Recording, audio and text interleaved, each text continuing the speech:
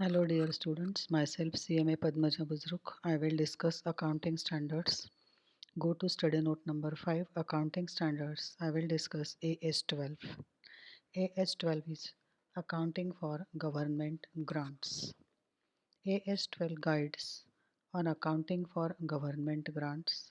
That means how to recognize the grant received from government in the books of accounts, whether it is to be treated as revenue income or capital income or deferred income. Grant received from government is financial assistance received from government. How to record this in the books of accounts, whether it is to be recorded as revenue income or capital income or deferred income, is given as per Accounting Standard 12, Accounting for Government Grants. Government refers to central government, state government, government agencies and similar bodies, local, national or international welfare organizations. So if any financial assistance is received either from central government, state government, government agencies or local bodies or national bodies or international welfare organizations, then it is known as government grant. Grant also include subsidies, cash incentives and duty drawback. Grant can be in cash or it can be in kind or benefits to an enterprise on recognition of compliance in the past or future compliance with conditions attached to it or promoter's contribution grant. The accounting for grant should be appropriate to reveal the extent of benefit accrued to the enterprise during the reporting period. In order to recognize the income, there should be conclusive evidence that conditions attached to grant have been or will be fulfilled. Even though actual amount may be finally settled, received after the accounting period, mere receipt would not suffice for income recognition. Grant received from government can be in the form of cash or it can be in the form of kind or it can be as promoter's contribution grant. It is to be recognized as income if and only if the conditions attached for receipt of grant have been fulfilled or it will be fulfilled in future. If the conditions attached to the grants are not fulfilled, then in that case the grant cannot be recognized as income. Types of grants: promoter's contribution grant, grant as income, grant as expenditure, grant for fixed asset, grant for non-depreciable asset. Land is non-depreciable asset. Accounting for government grants. Government grant of the nature of promoter's contribution should be credited to capital reserve and treated as a part of shareholders' funds. Grant received as income should be transferred to profit and loss account as soon as it is received. So it is to be credited to profit and loss account as income as soon as it is received. Grant for expenses is treated as an obligation and shown on the liabilities side of the balance sheet. This grant is transferred to profit and loss account equivalent to the amount of grant expended in accordance with instructions given by the grant provider.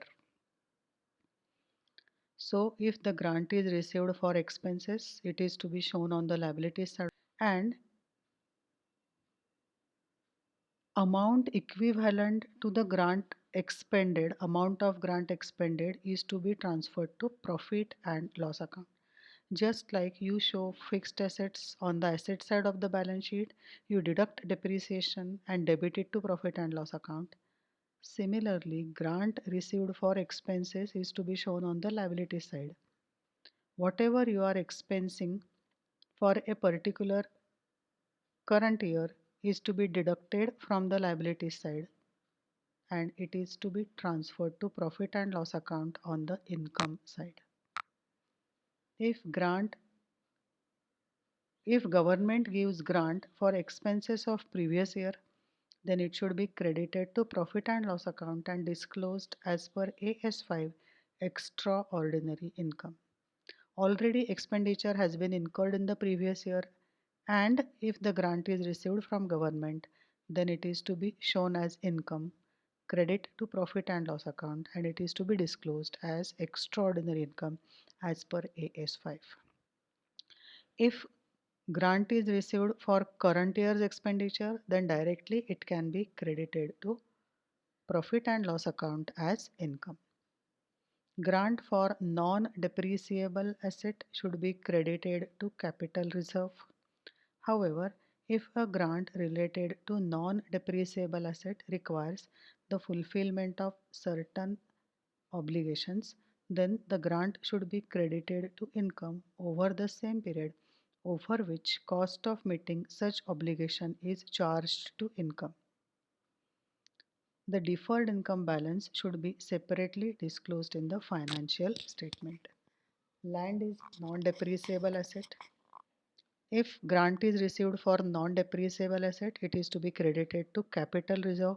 But if there are certain obligations, conditions to be fulfilled, then in that case, the grant received should be credited to income, that is credit side of profit and loss account. It is to be transferred over the same period over which cost of meeting the obligation is charged to income.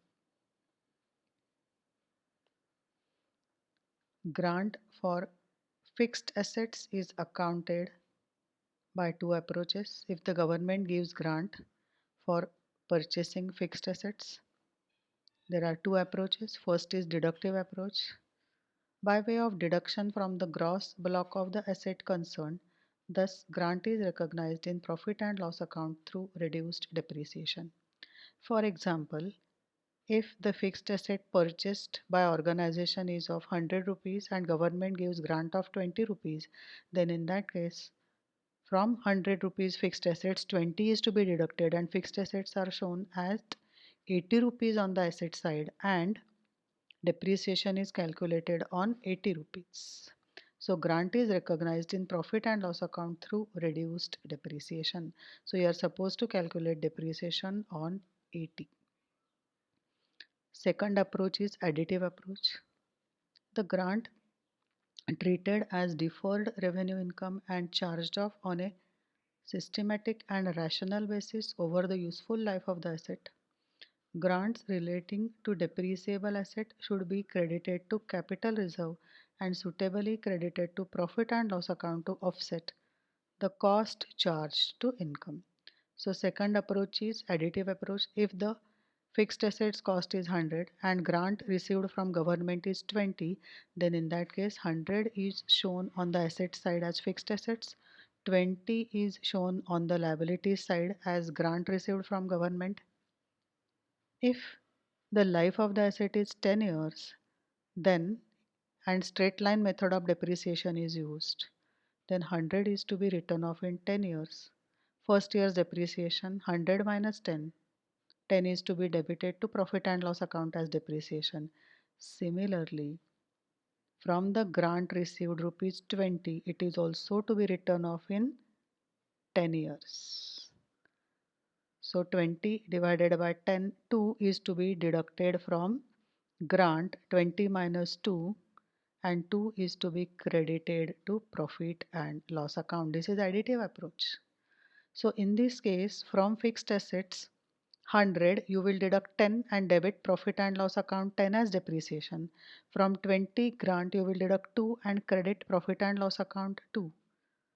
So net debit to profit and loss account is 10 minus 2, which is 8. But as per deductive approach, from 100 you will deduct 20 and on 80 you will calculate depreciation, which is 8.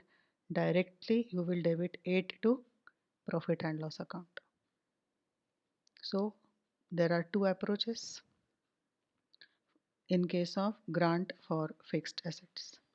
Government grant in the form of non-monetary assets, for example land or other resources, is accounted for at the acquisition cost or recorded at a nominal value if it is given free of cost. Non-monetary assets. If government has given grant in the form of non-monetary assets, it is to be accounted for at the acquisition cost. Supposing if the non-monetary asset given by government in the form of grant whose value is 100, but government has given it for rupees 10, so acquisition cost is 10, so it is to be accounted for at 10 rupees. But if it is given at free of cost, it has to be accounted for, it is to be recorded in the books of account at nominal value. Nominal value depends upon each organization's financial condition, financial status. For each and every organization, nominal value will be different. It will not be same, but it has to be recorded even if it is given at free of cost. You cannot show nil value. Asset is to be shown at nominal value. Disclosure under AS 12. The accounting policy, method of presentation in the financial statements. The nature and extent of government grant recognized in the financial statement, including grant of non-monetary asset given at concessional rate or free of cost. Refund of grant. Refund of grant for non-fulfillment of conditions attached to it should be debited to profit and loss account as extraordinary item. Government gives grants and there are certain conditions attached to it. It is necessary to fulfill those conditions, obligations. But if during a specified period these conditions, obligations are not fulfilled, then the company is supposed to refund the grant back to government and it is to be debited to profit and loss account as extraordinary income. Extraordinary expenditure. Illustration 4. Z Limited has set up its business in designated backward area which entitles it to receive, as per a public scheme announced by the Government of India, a subsidy of 25% of cost of investment.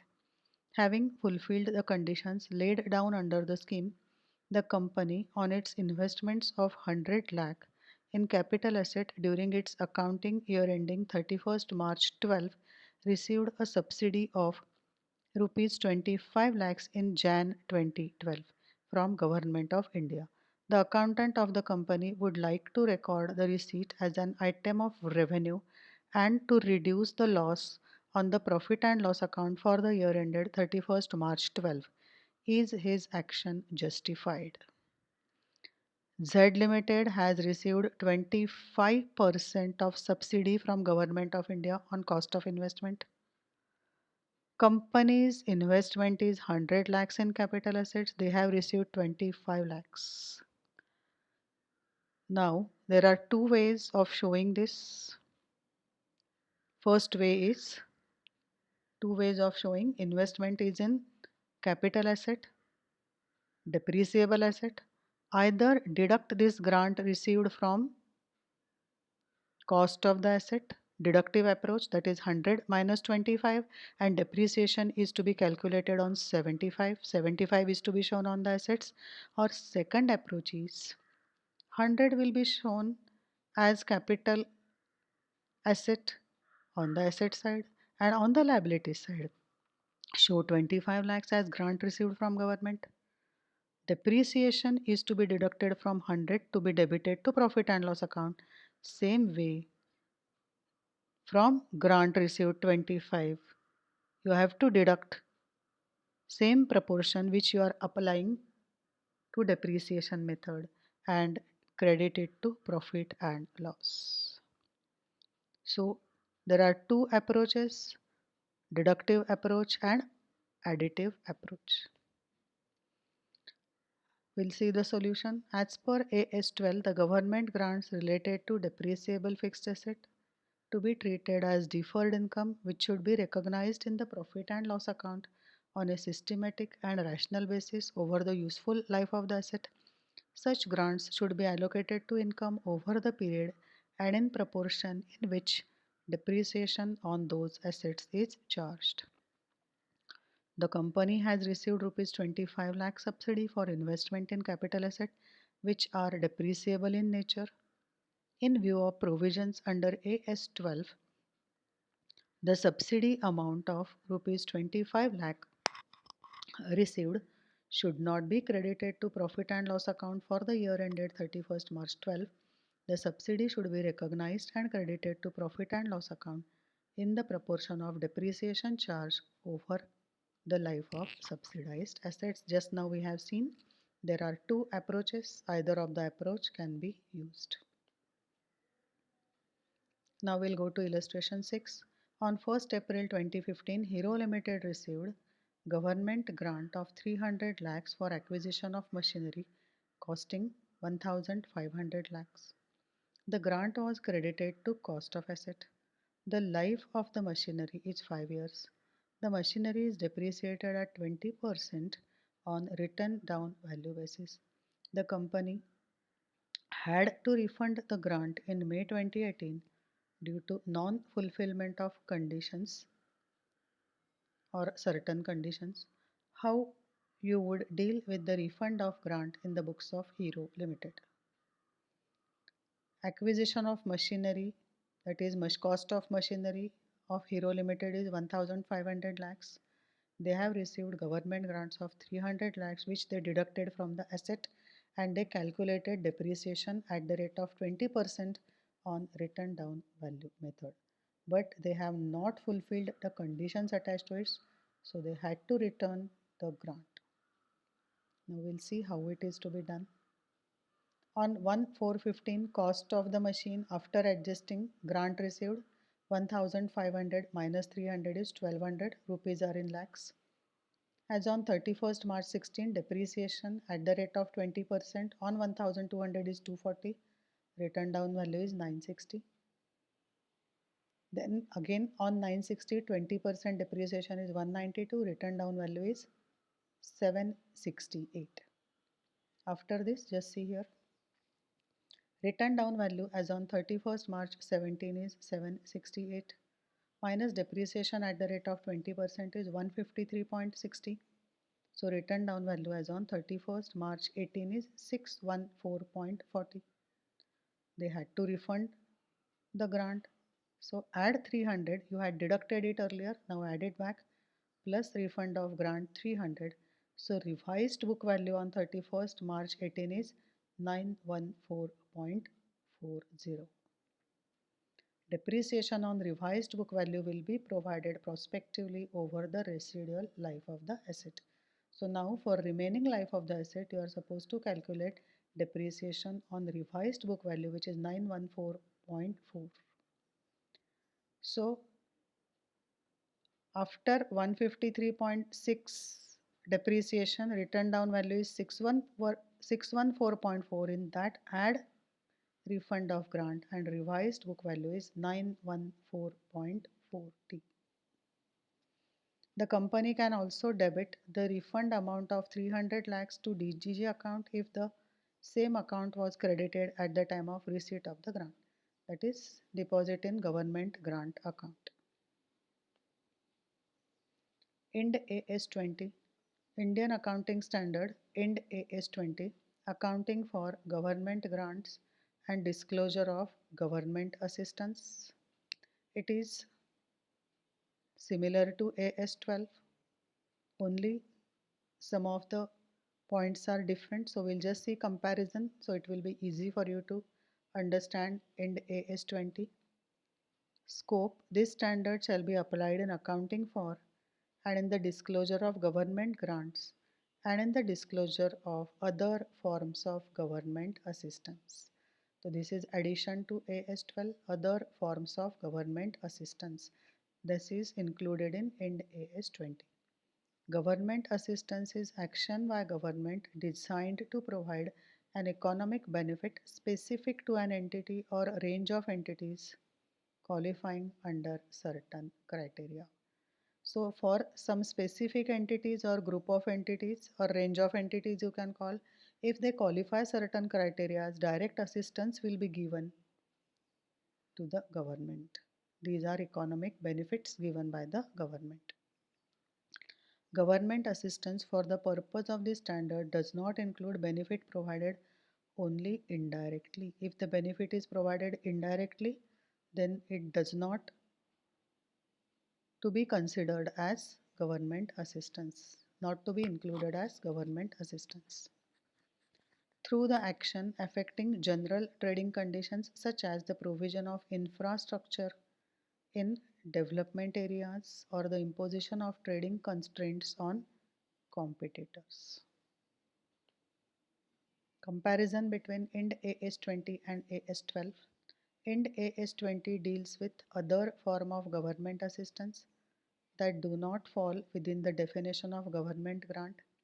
It requires an indication of other form of government assistance from which entity has directly benefited that should be disclosed in the financial statements.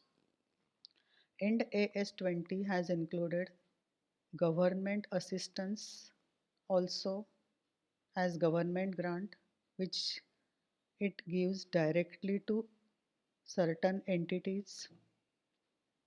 It is to be disclosed in financial statement, but AS12 does not deal with such government assistance. IND AS20, based on principle that all government grants would normally have certain obligations attached to them, and these grants should be recognized as income over the period which bear the relevant cost of obligation. It therefore specifically prohibits recognition of grant directly in shareholders' funds. So as per IND AS20, the grant received is to be shown on the liability side of the balance sheet and certain obligations are attached to it. So relevant portion of it is to be transferred to income statement every year. It prohibits recognition of grant directly in the shareholders funds. That means as per IND AS20, it is not to be shown as capital reserve. As per AS12, it requires that in case of grant is in respect of non-depreciable asset, the amount of grant should be shown as capital reserve.